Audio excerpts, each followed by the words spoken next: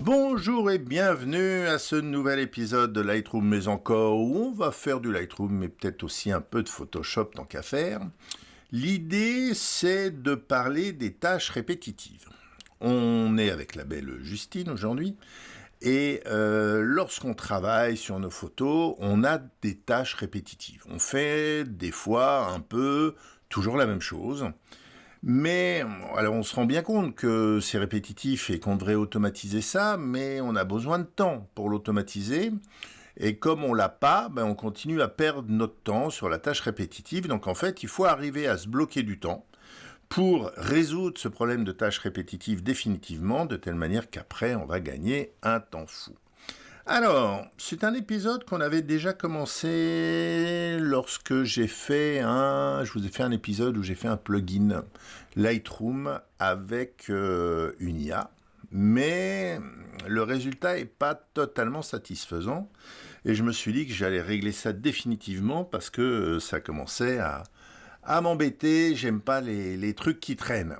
Alors, la tâche répétitive est la suivante. Chaque fois que j'ai terminé le développement d'une photo, je lui donne un nom, d'accord, dans le nom de la copie ici. Alors, vous voyez ici, vous n'avez pas la même chose forcément que moi, puisque moi ici, je suis par défaut, et ça, vous pouvez le configurer comme vous voulez. Ce que vous allez voir apparaître là, en appuyant sur le bouton personnalisé. Si vous l'avez jamais fait, ça peut être intéressant. Vous voyez que moi, j'ai limité le nombre d'informations que j'ai là, j'ai pas besoin de tout le reste. Donc, je lui donne un nom que je mets dans le nom de la copie. Et puis ensuite, j'ai créé des presets d'exportation pour aller plus vite. D'accord? Donc, j'ai un nom de la copie Facebook, nom de la copie HD. Donc, ça, c'est en 2048 pixels. Ça, c'est avec tous les points. Et puis ensuite, j'ai des choses nom de la copie Instagram paysage. Et j'ai des choses nom de la copie Instagram portrait black. Donc, avec des bandes noires et avec des bandes blanches. Et donc, si j'automatise pas, je suis obligé d'aller cliquer sur tous ces trucs-là ou je vais dans exporter et là je vais sélectionner plusieurs trucs, d'accord? Donc je peux faire ça, et comme ça que je peux exporter par lot. Mais vous voyez qu'il faut que je rentre dans la fenêtre. Donc dans tous les cas, ça fait pas mal de manipulations. On va faire annuler là. Donc on va faire exporter Facebook, on va faire exporter HD. À un moment, il va basculer sur Photoshop, voilà, on va revenir dans Lightroom, exporter un black et exporter white, ici. Ok, on va aller voir ce qu'on a dans Photoshop. Donc dans Photoshop, j'ai une image qui fait 1080 pixels, puisque c'est le nombre de points pour Instagram avec des bandes blanches. Pourquoi des bandes? Parce que je vous rappelle qu'Instagram est en 4/5 et le capteur dans mon appareil en 3,5. Donc moi je préfère le format 3,5 que 4/5. Donc je rajoute des bandes. J'ai la même chose en noir. J'en ai une pour Facebook qui doit faire 2048 pixels. Image, taille de l'image. Ici, vous voyez qu'on est en 2048 pixels. Et ensuite, j'ai une HD dans laquelle je dois avoir tous les points. Vous voyez, je peux zoomer, je vois tous les points ici du tatouage. Donc, je lui envoie ça systématiquement, les 4. Donc, vous avez vu que soit je fais exporter les 4, soit je vais dans exporter, je choisis les 4 et je les exporte, mais il se trouve que ça ne marchera pas, ce cas-là. Ça ne marchera pas parce que pour mettre les bandes blanches et les bandes noires, j'utilise Mogrify. Et Mogrify, on peut en exécuter qu'une instance à un moment donné.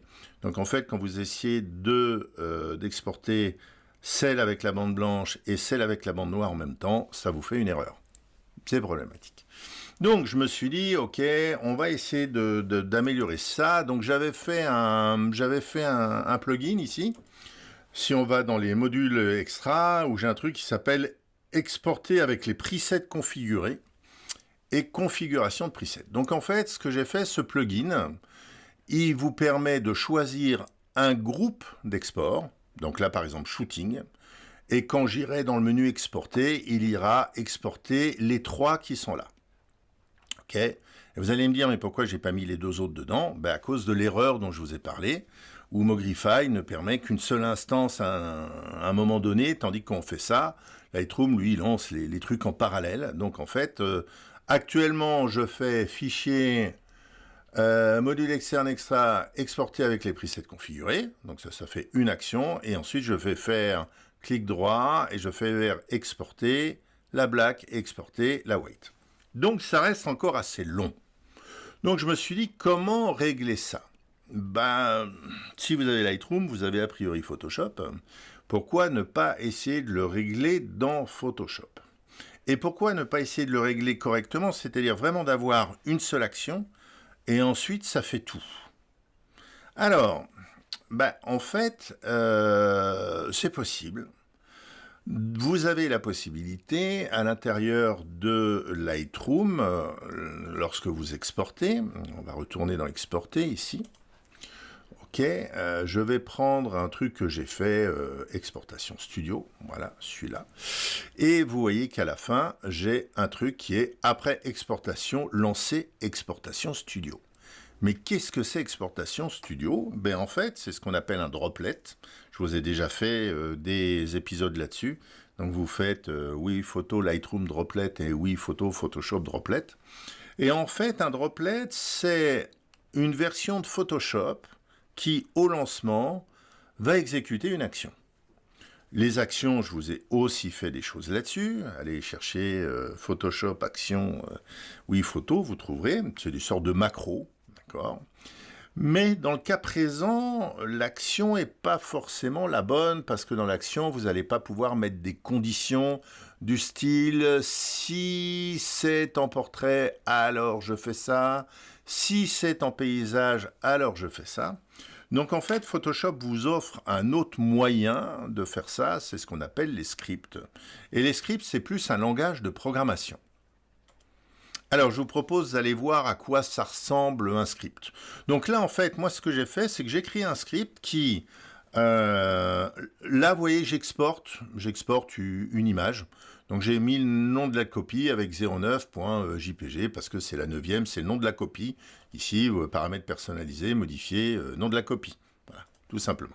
Donc j'exporte une photo à un endroit, j'ai un répertoire temporaire. Et j'ai fait un script qui va prendre cette photo, qui va la ressauver en mettant HD au bout, très bien, qui va la réduire en 2048 pixels et qui va mettre Facebook au bout, très bien, qui va ensuite la réduire à 1080, qui va rajouter des bandes blanches et qui va la sauver en Insta White, et qui va rajouter des bandes noires et qui va la sauver en Insta Black. Et ensuite, tout ça au même endroit que l'original, et ensuite ça va effacer l'original, car je n'en ai plus besoin, puisque moi ce qui m'intéresse, c'est les 4 versions là, et pas l'original là, celle-là m'intéresse plus, j'en ai plus besoin. Donc j'ai créé un script comme ça, et ce script-là est fait automatiquement. Alors on va partir d'une autre photo que j'ai pas encore exportée, juste pour vous montrer que ça marche. Donc ça c'est le répertoire où j'exporte mes photos. On voit d'ailleurs les 4 photos que je viens d'exporter, qui sont là-haut. Et une fois que c'est envoyé par mail, de temps en temps j'efface le contenu de ce répertoire puisque je n'ai plus besoin de ces photos, je peux les régénérer comme je veux. Mais je les garde pendant un petit moment pour faire mes posts Insta, mes posts Facebook ou ce genre de choses. Ok, donc on voit là les 4 que je viens d'exporter. Donc on va choisir une autre photo sur Lightroom et on va utiliser mon exportation qui est censée tout exporter. Donc on est toujours avec la belle Justine et ses beaux tatouages et on va donc exporter ici et utiliser mon truc qui s'appelle Exportation Studio. Voilà. Et vous voyez qu'il a exporté un fichier et que ça s'arrête là. Donc je vous propose d'aller voir, alors il y a cette petite fenêtre là qui s'est ouverte parce que c'est la petite fenêtre Nik Collection 6, que j'utilise plus d'ailleurs, il faudrait que j'efface ce truc là, et comme il a fait un appel à Photoshop, ce truc là est apparu, ok, on va le fermer, mais vous voyez qu'on est resté dans Lightroom, et à part exporter un fichier, il s'est passé pas grand chose. Donc je vous propose d'aller voir dans le répertoire où j'exporte mes photos ce qui se passe. Donc vous voyez que les 4 photos sont là, donc j'ai vraiment optimisé le truc au maximum. Ce coup-ci j'ai fait un clic droit, exporter, choisi mon truc exportation studio et ça me fait les 4 photos. Alors généralement ce que je fais pendant qu'il est en train de faire ça, même si c'est hyper rapide, je bascule sur le mail, je fais nouveau truc et hop, quand je veux attacher les fichiers, Les fichiers sont là directement, donc je peux balancer mon mail. Je suis en train de regarder comment arriver à lancer automatiquement à partir du script le client mail, mais ça c'est un peu plus compliqué. Alors un script, ça a quelle tête? Parce que là je vous parle de script, mais c'est quoi un script? Donc un script c'est de la programmation, c'est-à-dire faut avoir quelque part des notions de programmation pour écrire un script et des notions de ce langage-là. De la même manière, donc là ça doit être du JavaScript je suppose. Alors pourquoi je suppose? Parce que je vous rassure, c'est pas moi qui l'ai complètement écrit, on va en parler après.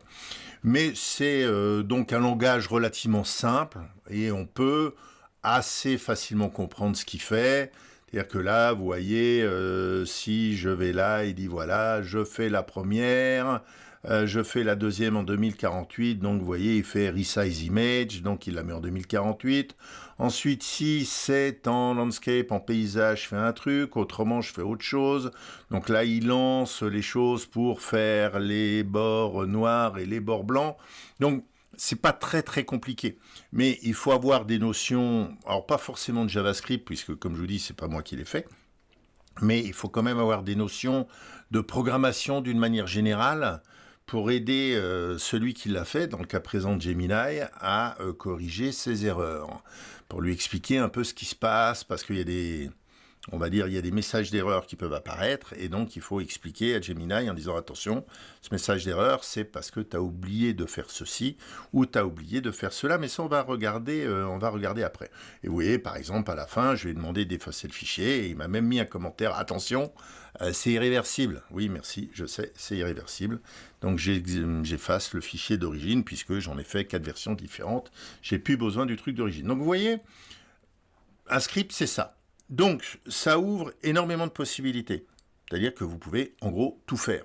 Et vous pouvez surtout faire des tests. Vous voyez ici, j'ai le test, si c'est paysage. Ça, vous ne pouvez pas le faire dans une action. C'est-à-dire que dans une action, vous n'allez pas pouvoir dire, alors, si c'est paysage, je fais ceci. Si c'est portrait, je fais autre chose. C'est des choses qui ne vont pas être possibles. Donc le script a au moins cet avantage. Par contre, le script vous demande de connaître le langage du script. Donc là, dans le cas présent... comme je vous ai dit, JavaScript, c'est du JSX. Et ensuite, derrière, vous demande de connaître les fonctions qu'on peut appeler dans Photoshop.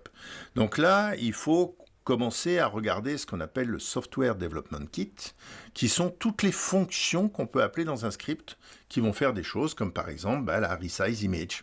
Ok, donc Resize Image, elle va vous redimensionner l'image. Voilà. Donc, pour beaucoup d'entre vous, ça peut paraître compliqué. Je comprends tout à fait, donc vous pouvez arrêter la vidéo là, à moins que vous soyez intéressé sur comment ça a été réalisé. Pour ceux qui ont certaines notions de programmation, et maintenant c'est des choses la programmation on en fait assez tôt à l'école, ça vous ouvre énormément de possibilités, justement pour résoudre ces petits cas qui vous emmerdent, que vous refaites 10 fois de suite, et à chaque fois vous vous dites « Ah, il faudrait que j'automatise ce truc-là », mais comment l'automatiser? Ça, c'est une des solutions. Alors, je vais vous montrer un petit tableau qui montre en combien de temps ça a été réalisé, ce script. Donc, le script, qu'est-ce qu'on a demandé? Un script Photoshop qui sauve en JPEG l'image en 4 versions dans le même répertoire que l'image d'origine. Donc, j'exporte dans un répertoire et je veux que les photos soient au même endroit. La première, c'est la photo d'origine avec HD au bout. La deuxième, en 2048 pixels avec Facebook. Ensuite, la troisième, en 1350 de hauteur et 1080 de largeur. Et si cela ne respecte pas le ratio de l'image, ça doit rajouter des bandes noires ou des bandes blanches en mettant Insta Black ou en mettant Insta White. OK. Pour avoir un premier script qui ne provoque pas d'erreur, ça a mis 4 itérations. Donc en fait, on a eu des erreurs d'exécution Photoshop en disant voilà, erreur, ligne machin, bidule.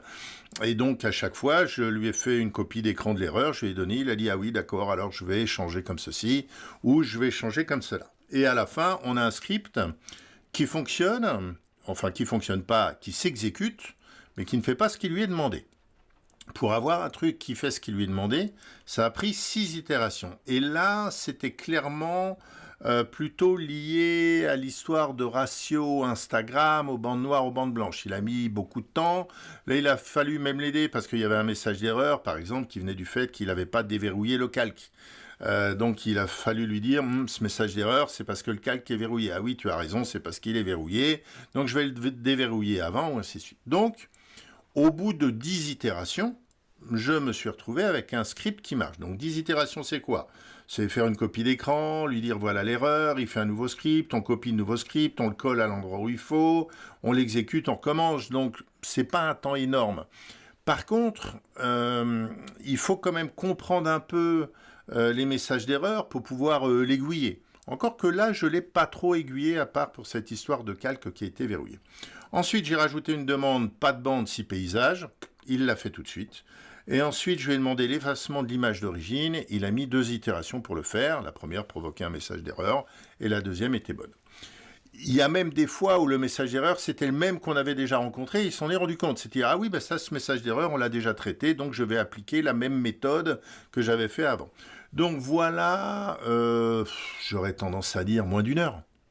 Moins d'une heure pour tout ça, et à la fin, j'ai un script qui fait exactement ce que je veux. Mais comme je vous ai dit, il faut avoir des notions de programmation, il faut être un peu technique, dans le sens où on va aller copier des fichiers dans le répertoire script de Photoshop, donc il ne faut pas avoir peur de la technique, d'accord? Ensuite, il a fallu faire une action qui exécutait le script. Ensuite, il a fallu régler des problèmes de droit, parce qu'il y a des problèmes de droit sur les droplets, je vous en avais déjà parlé quand j'avais fait l'exercice sur les droplets. Donc il y a un peu de manip à faire, mais allez, en étant pessimiste, j'ai passé 1h30 sur le sujet. Et maintenant, quand je vais exporter une photo, je fais clic droit, export studio, et voilà, c'est terminé. Alors vous allez me dire, je gagne combien à chaque fois? C'est une bonne question. J'aurais tendance à dire que je gagne 1 minute 30 à chaque fois. Donc maintenant, vous multipliez par le nombre de séances que je fais. À la fin, c'est assez intéressant, hein. Sur une année, ça peut être sympa. Puis on a le plaisir d'avoir réussi à le faire. Donc voilà, vous avez plein d'outils pour vous aider à automatiser. Simplement, il faut apprendre à les utiliser. Donc, comme je vous ai dit, vous n'avez aucune notion de programmation, lâchez l'affaire. Ça va être compliqué, je pense. Vous n'êtes peut-être pas assez technique. Par contre, si vous avez déjà fait un peu de programmation dans votre vie, le JavaScript, c'est pas énorme, hein, c'est pas compliqué. Puis les fonctions Photoshop, elles parlent un peu d'elles-mêmes. Ce qui est important, c'est qu'il m'a fait que des fonctions qui existaient. Vous vous souvenez, quand j'avais voulu faire le plugin Lightroom, il avait inventé des fonctions qui n'existaient pas. Tandis que là, il m'a pris des fonctions qui existaient, et je pense que c'est lié au fait que Photoshop, c'est un peu plus connu que Lightroom, et donc Gemini connaît un peu mieux le JavaScript et les fonctions de Photoshop. Voilà, j'espère que ça vous a amusé, hein, c'est plus pour vous donner des idées. Et si vous voulez lancer dans un script ou un truc comme ça, n'hésitez pas à me laisser 2 ou 3 messages ou à me poser des questions sur le groupe Facebook. Oui, photo, Lightroom, Photoshop, un truc comme ça. Et je répondrai à vos questions comme d'habitude. Voilà, j'espère que ça vous a plu. Merci, au revoir.